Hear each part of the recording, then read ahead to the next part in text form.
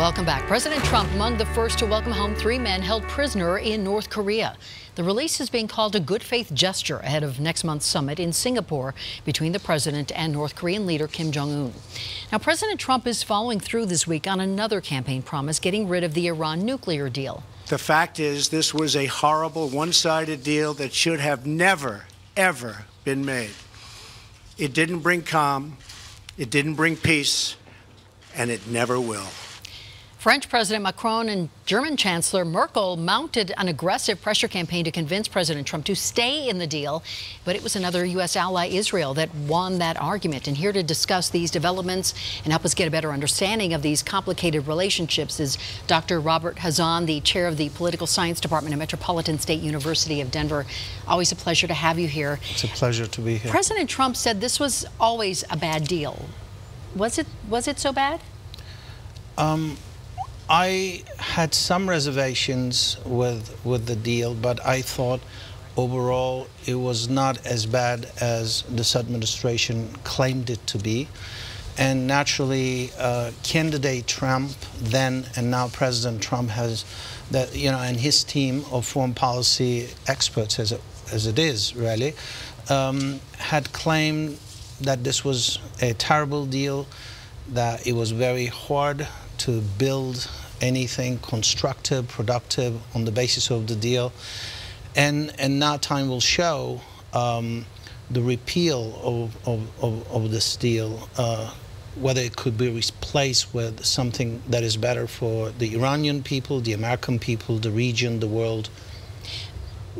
We just mentioned that the German Chancellor and the French President we went against their wishes in this deal. So what does pulling out of the Iran nuclear deal mean to the U.S. image now and those relationships with those very important allies? Well, I think more than the U.S. image, I think the perhaps main problem is whether the region is going to be safer, whether the world is going to be safer.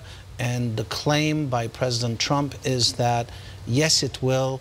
The previous deal was a failed deal, and there will be maximized sanctions imposed on Iran. And the ultimate, hope with this administration is that it will, whatever will happen as of the time of the repeal, Tuesday, May 8th, is going to be better than what we had. So time will tell is really time will tell, what you're saying. And I think at this juncture that's what we can say.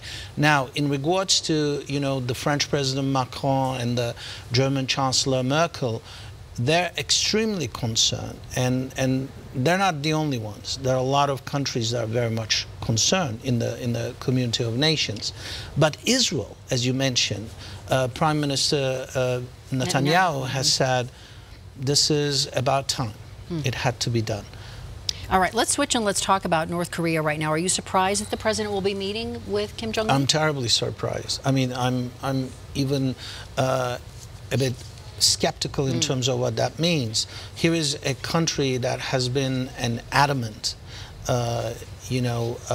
contrarian in terms of everything that we thought, should be negotiated for peace.